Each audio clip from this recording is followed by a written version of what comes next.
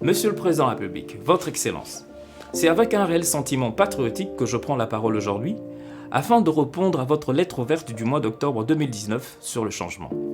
En effet, 5 ans jour pour jour, vous avez initié votre lettre dans laquelle vous interpelliez tous les Congolais au changement. Ce jour-là, vous nous avez rappelé que le changement que nous espérons tous pour notre pays ne se fera que par la pleine implication de chacun d'entre nous. Vous nous avez fait comprendre qu'aussi petit que soit l'impact de l'action que chacun de nous peut entreprendre là où il est, elle reste importante pour atteindre l'objectif final qui est le changement. Excellence. Nul ne peut oublier que durant les années 1940, Hollywood, ainsi que la majorité des producteurs de films américains, se sont mobilisés derrière leur gouvernement afin de soutenir l'effort de guerre des États-Unis. En effet, dès la fin de la Seconde Guerre mondiale, le gouvernement américain voit en Hollywood et dans l'industrie du film local la possibilité de diffuser des images présentant des valeurs américaines de grandeur et de puissance.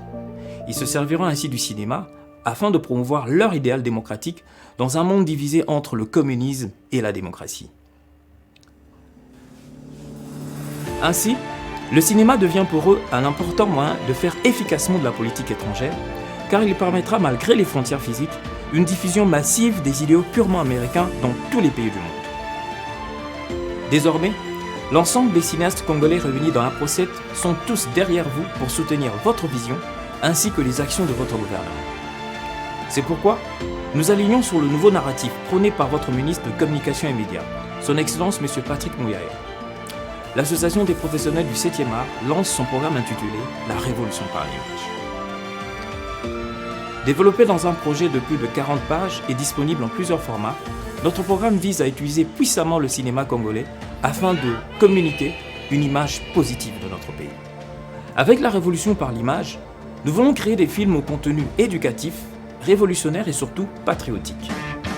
Des contenus qui redéfinissent le positionnement du Congo et des Congolais dans notre représentation à l'image. L'objectif étant de créer un imaginaire collectif d'un Congo grand, puissant et prospère. Ces films devront façonner un nouveau genre de Congolais. Des hommes et des femmes animés d'un amour vrai pour leur pays, qui bannissent des pratiques rétrogrades telles que les rébellions armées, le pillage des ressources du pays, la corruption, le détournement des deniers publics et l'incivisme fiscal. Avec la révolution par l'image, les cinéastes congolais se lèvent pour aller à l'assaut du monde avec leurs films et les images positives du Congo, afin d'en finir définitivement avec cette image rétrograde longtemps véhiculée par les médias du monde entier, d'un Congo faible, toujours en guerre, incapable de se prendre en charge et surtout de relancer la reconstruction du pays. Voilà pourquoi nous avons accueilli avec joie le programme des 145 territoires.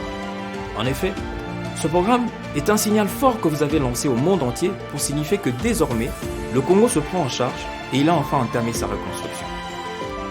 L'ensemble des cinéastes réunis dans l'Afro7 sont donc mobilisés et déterminés et surtout équipés pour produire des films documentaires démontrant en détail le vaste travail de reconstruction que vous et votre gouvernement êtes en train d'accomplir sur l'ensemble du pays.